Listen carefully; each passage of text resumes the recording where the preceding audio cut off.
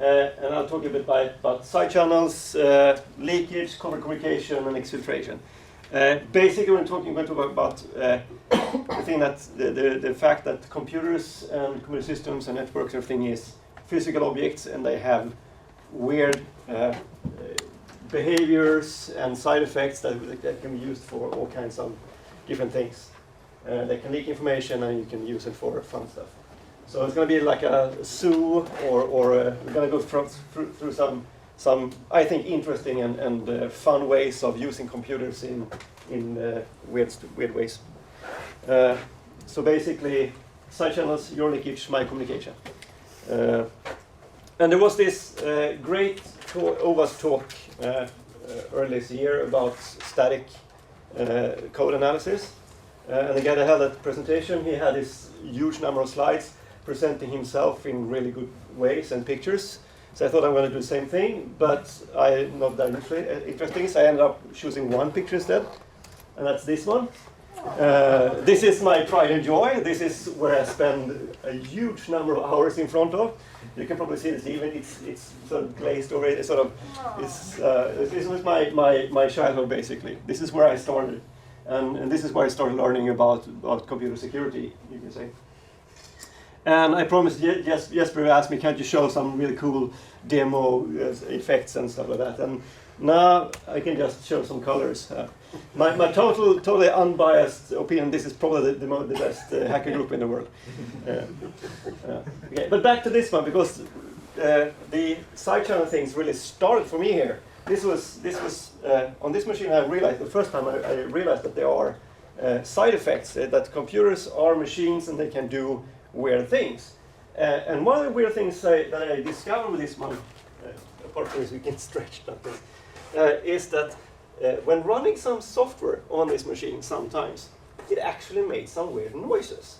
There were some squeaking noises coming from the computer.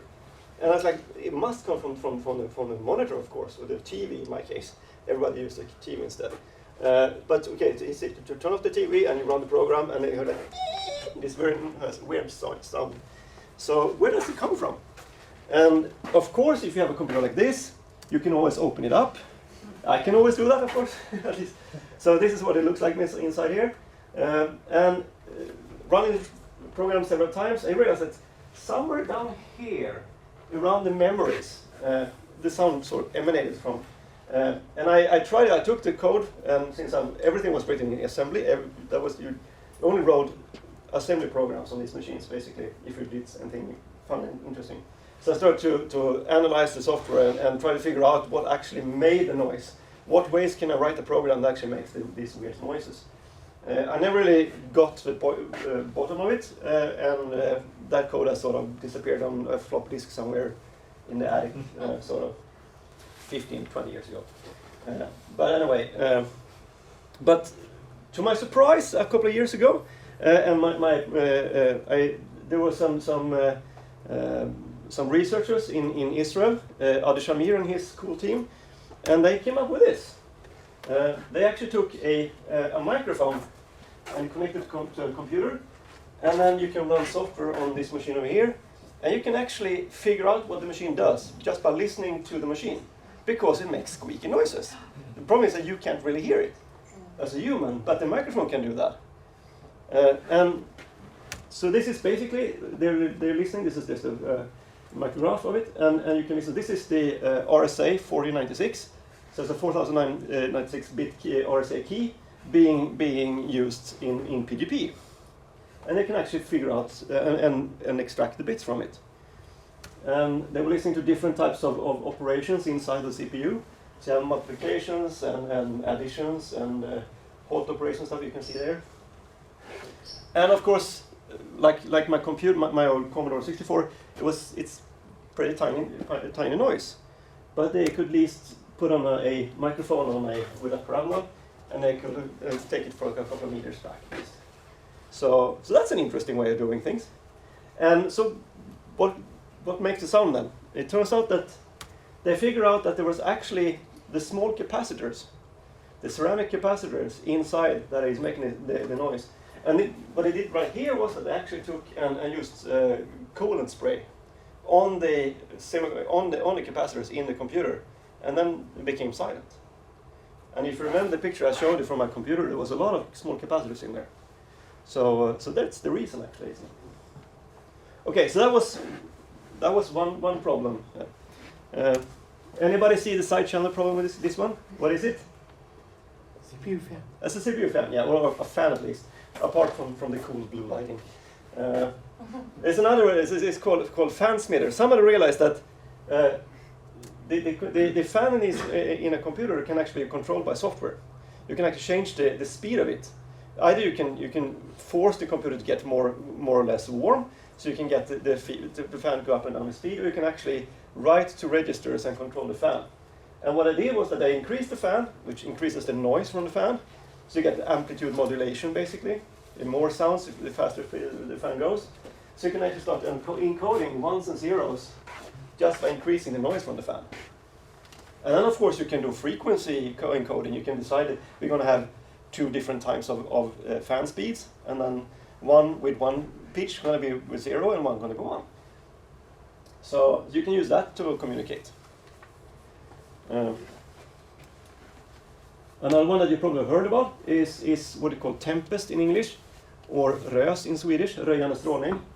Basically you can look at a normal or flat or a fat screen, not a flat screen, a fat screen. The CRT leak information.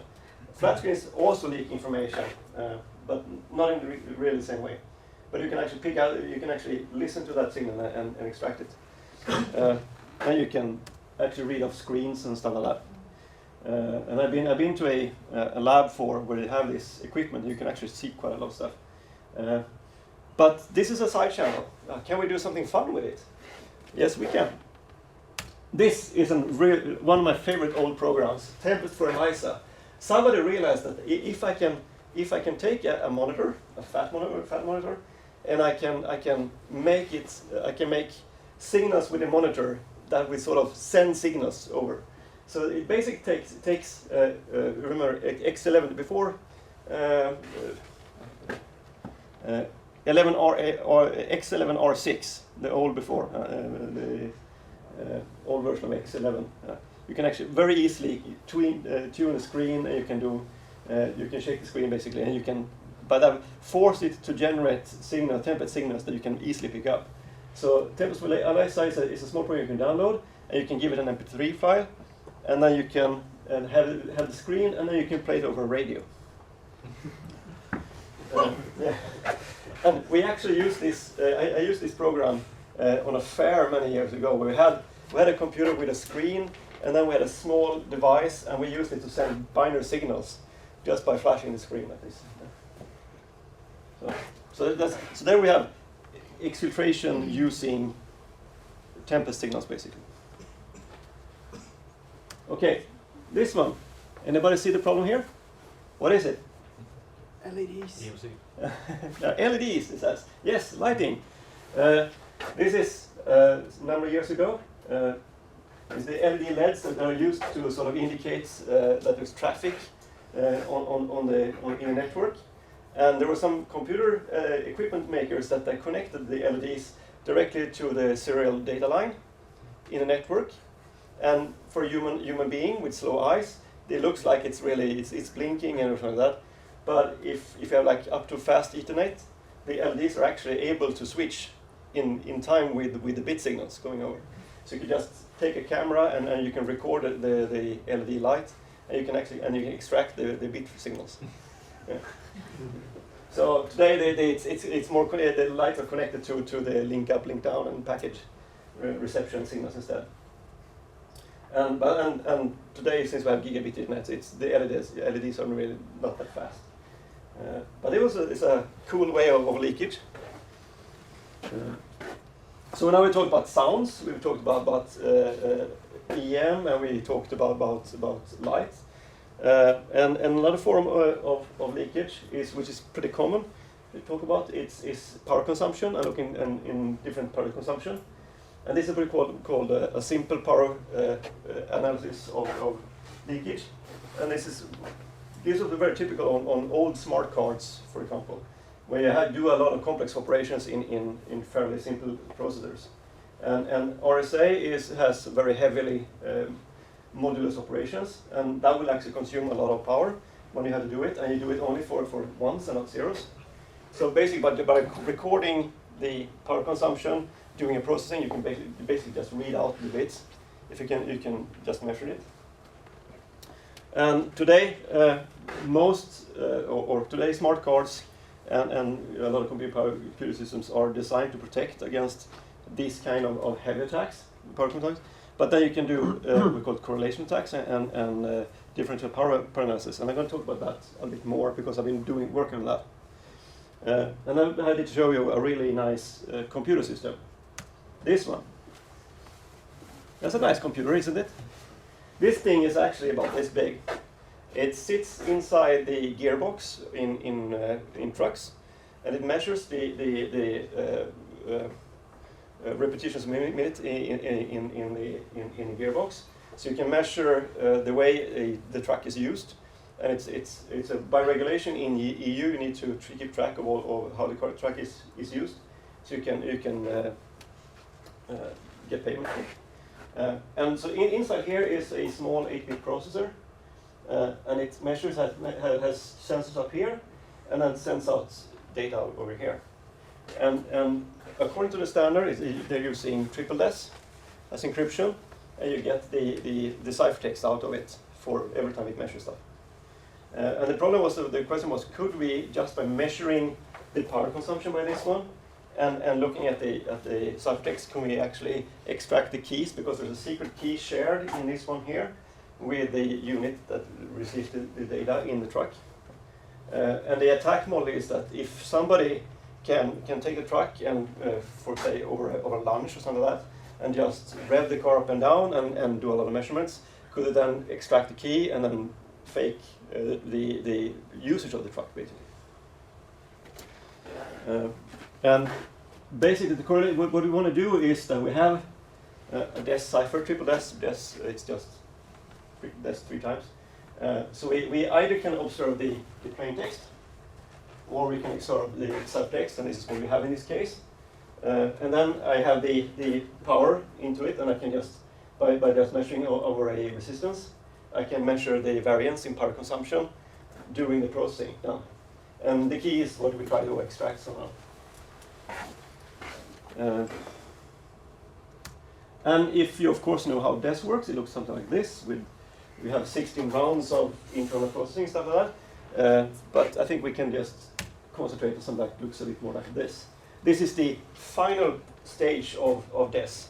And this is where the ciphertext comes out after 3 times 16 operations.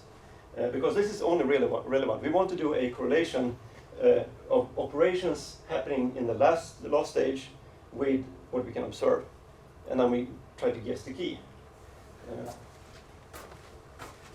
And the interesting operation is here, is the X operation that we want to look at.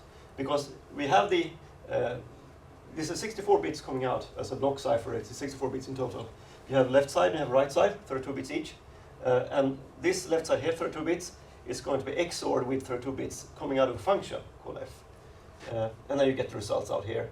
And then there's a final permutation that takes bits here and bits from that side and then scramble around a bit. But it's always going to be the same, and you can always invert that. So we say that you're looking for the 31st bit here. The result of that one is going to be something like there. And if you look at what the f function takes as input, you have both the R side here, 32 bits, and the round key, which is 48 bits. And since that one is going right down here, we can actually look at the bits. They're going to be here. So we know one of the operands here is going to be observable just by reading the bits here. So the only thing that we don't know about is the key here, right? And not to go into much detail about the f function, but basically it is that the R key operation here, or the one that generates the round key, is fairly directly related to the key that we're looking for. And it turns out that there are, for a given bit, the one we're looking for, this one here, there's going to be 4 bits that we can observe here, and it's going to be 6 bits here. And 6 bits is 64. 2 times 6 is 64. So we have to guess 64 different versions of the round key to figure out one bit over here. And just to show you remember XOR operation. And the important thing here is that we know that if the result of the f function is 1, it will always invert the value coming out from the XOR operation. So, and the thing is that we can observe that result. It's going to be here.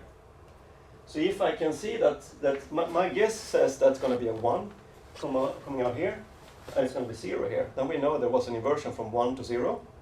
And if it's a 0, it's going to be a 0 from 1. And that consumes power, which is what we are looking for. So basically what we're doing then is that we take and force the system to generate a lot of ciphertext, a lot of different ciphertext. We basically run the track up and down, and run the put the pressure on the gas basically, and get the track to generate all kinds of measurements. And then we collect all the ciphertext related to that, and we do measurements of the power consumption during the processing. And now we do 64 different guesses of the key. We guess those 64 bits, and then calculate the f that should be coming out. Basically, looking at the ciphertext on the bits that are going into the f function, and then guess. And then for the specific bit we're looking at, we say it's going to be 1 or going to be 0, and we put them into 2 buckets basically. And then we combine them. We just add them up together and then calculate the mean value for it. And then take this, and then I subtract the. Here we should have a power consumption, and here we shouldn't. And if my guess is wrong, then there's no correlation. Then it should cancel out each other. And if I have if my guess is right of the key bits here, then it will sort of add up, trace after trace after trace for the ones in here. That should start adding up, and then I get a difference that I can actually start measuring. And it turns out that when we did that, we can actually start seeing that. Yes, we are actually getting very, very tiny. This is down to sub-microwatt ampere in measurements.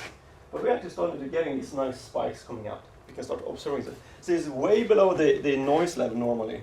But we have thousands and thousands of traces and thousands of ciphertext, and we correlate them up together, and we can start seeing stuff. Okay, so that's difference in power analysis. And the important thing here is that you have to correlate the result against something, either the ciphertext or the clear text. And if there would have been an AES cipher, for example, then we'd have to do looking at some other bits and another part of it. So it's based around the specific ciphers, you need to know that, and you need to have either ciphertext or clear text. Okay, that was that. Further on, what's this? Ground plane, yes. Everybody knows what a ground plane is. It's that 0 thing that is always going to be 0, right? In a computer system, the computer has this 0 voltage, and then you measure everything from that. That's a reference. That's stable, okay? It turns out that it's not. I was on the chess conference 2015, and these guys turned out and said, "Don't touch my computer." And it turns out that because ground is basically just potential, and the ground will move against some other type of potential. The problem is knowing which reference is which. So they can actually just by measuring between their fingers, and the measurement system has a ground plane, you can actually start reading out, for example, PGP operations for RSA. You can actually measure that. And so it's a very close local attack, and most such attacks are local.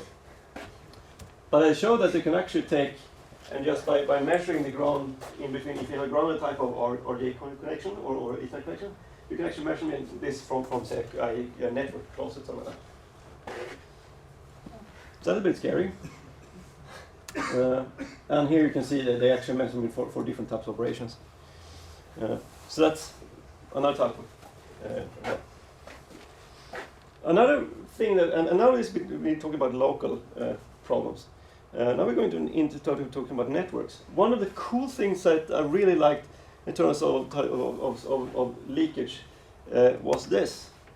And this is, the voice over IP and mobile phones, for example. Also, they use codecs like Speaks, for example, or other what's called variable bitrate encoders.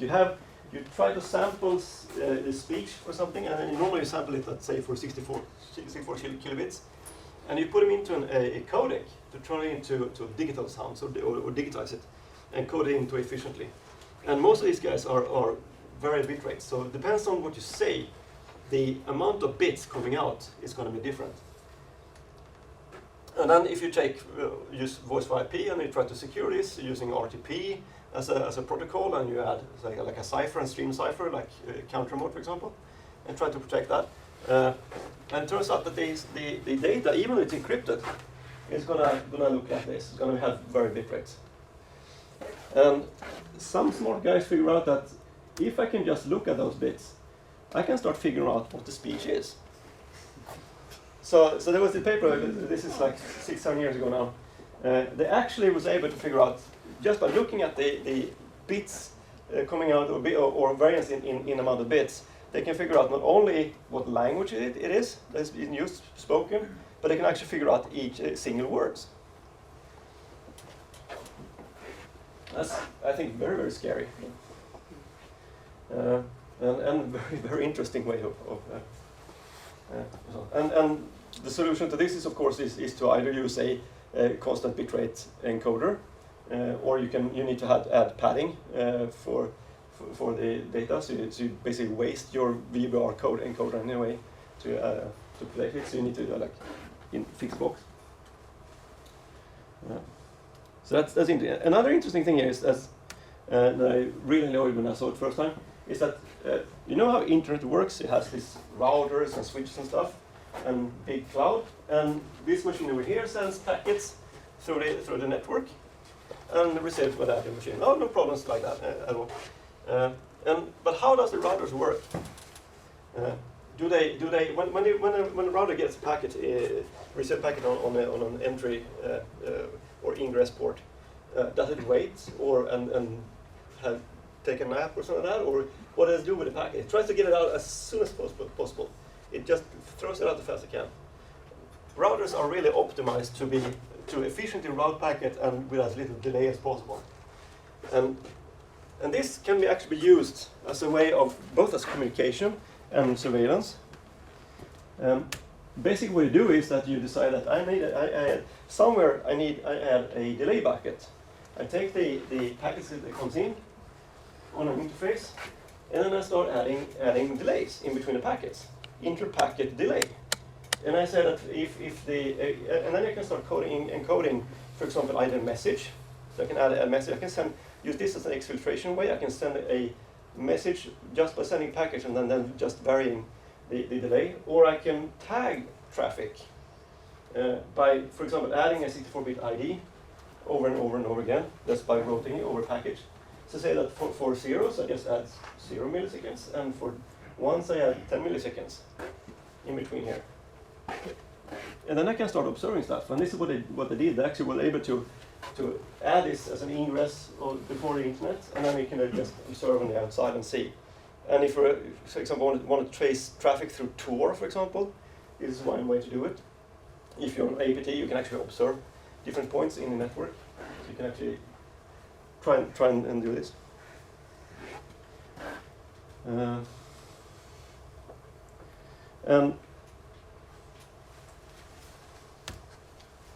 Okay, and so now we talk about networks. And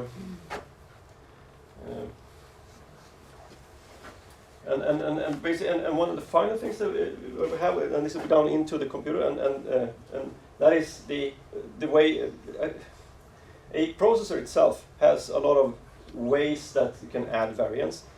Different instructions take different long time to execute. Branches can take different long time to execute based on if they are taken or not. And also the cache levels. A computer has several levels of cache memories internally. You're going from access to registers to level 1 caches, to level 2 caches, to level 3, and also to physical memory.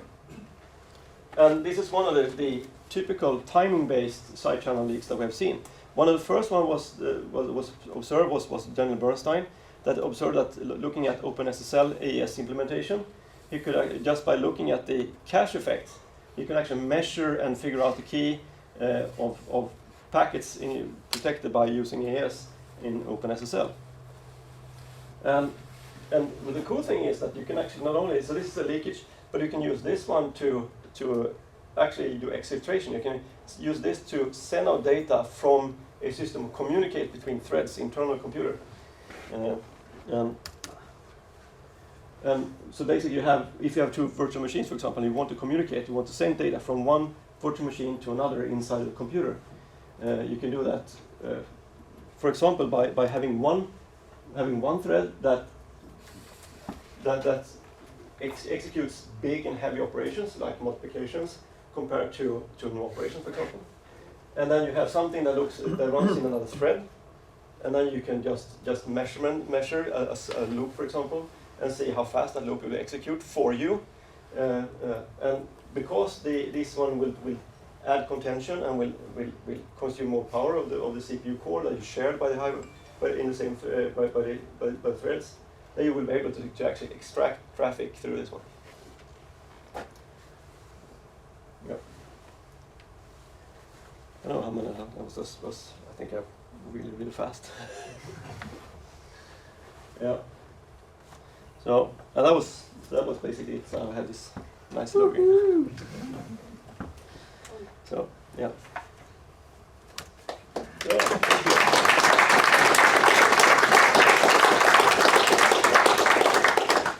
Questions? Do you see any viable countermeasures for protecting against such attacks? And specific cryptos for the power analysis, for example? Yes, for most of this, there are. If you look at hardware implementations, for example, smart cards today, all the secure element chips that are used in smart cards, they have side channel silent operations, for example AES, but also multiplications and simple the basic CPU instructions are side channel silent. They consume an equal amount of power no matter what the operands are, basically. And you try to write code for these CPUs, and even if you look at for OpenSSL, it's a good example is the OpenSSL variance in execution time that Bernstein found. That he had an implementation himself of AES that took constant time to execute. And if you look at the implementation of OpenSSL today, takes constant time to execute. But you have to also look at the power consumption stuff like that. But it's a big area, and if you look at the chess conference, for example, where I met these guys that did this potential differential attack. There is usually a huge number of papers on these conferences where people come up with all kinds of what's called masking schemes, and normally it's AES as a block cipher because that's used there's this power analysis competitions going on every year, and they figure out new ways to mask operations in AES, and some of them are even provable secure. And what happened at Chess 15 was that this one guy had this paper with provable secure masking of AES, and then the guy that went up after him had another paper that broke that provable secure masking scheme. That wasn't really nice, but there's this battle going back and forth between PhD students mostly that sort of figure out new ways to do masking and more efficient way to do analysis and attack it. Some are more practical than others, some yes. attacks. Yeah. So which are like real threats in the real world, so to say? Touching your computer, or? Yeah, no, that's that's true. Or the fan smear, like exfiltration with the fan is going to be bits per second or parts of a bit per second. It's not really going to be a very fast one. But if you look at communication, there's people using flags in IP and TCP to do communication, and your ICMP echo packets and those kind of exfiltration can be quite useful. More than used. Yeah, and being used. And if you look at the like power analysis of particular smart cards and embedded systems, those are being used and are quite effective as long as you can get close to the object. Those are local attacks by and large. So then they're not no. Yeah. Can you get any information from the heat that are produced during these calculations or so? Probably. Yeah. Particularly if you can get close to the temperature sensor itself. Yeah, I think that the bulb or something, I don't know what it's called. Did you measure if it got heated during the transactions? You mean that one? The truck thing? Yeah. No, we didn't look at heat of it. Oh. But that could probably be an interesting thing to look at. I think it's an Israeli university, Ben Guri or something. Yeah. They have sort of specialized in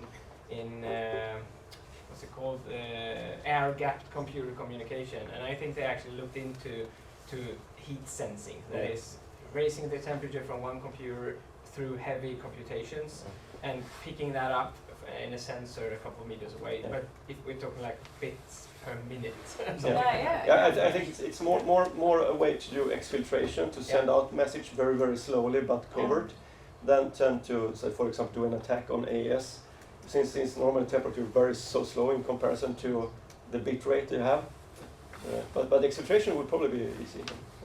Can you use these methods with side channels to protect other things? Can you use them as noise to protect other stuff? You could probably do that. You can use like underhanded communication and When it comes to sort of hardware design, how do you actually go about designing something that is sort of power equivalent, that doesn't give any side channel information when you look at the power analysis stuff? Because how do you sort of design around that? Okay, transistors actually use different amount of power when they do certain operations. Simulation.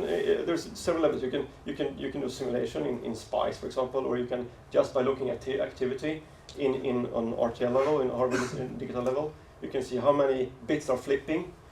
Because that's really what's going to consume power for you, and that's, for example, a multiplier. For example, is an object, an operation that can consume a lot of power, because a lot of bits can flip at the same time compared to an adder. Usually flips a single bit or two bits.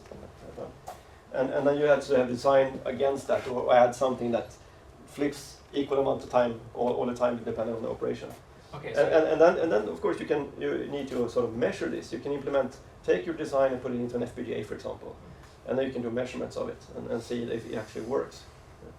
So you actually try to construct a multiplication that is designed so that it always flips a sort of constant amount of or add another multiplier that uses the inverted or some sort of other operation. So they're masking the information. Yeah, you're masking, and that's the thing. Sort of your masking, your protection mechanism will consume more power, and that's what we saw if you look, for example, if the variable bitrate thing here. Also, you will consume more bandwidth. You will add extra delay if you want to protect against very delay stuff. You need another delay bucket more to even that out. So protecting against side channels costs you in terms of money to invest, and then in power consumption, in performance, in whatever, in time. Yeah.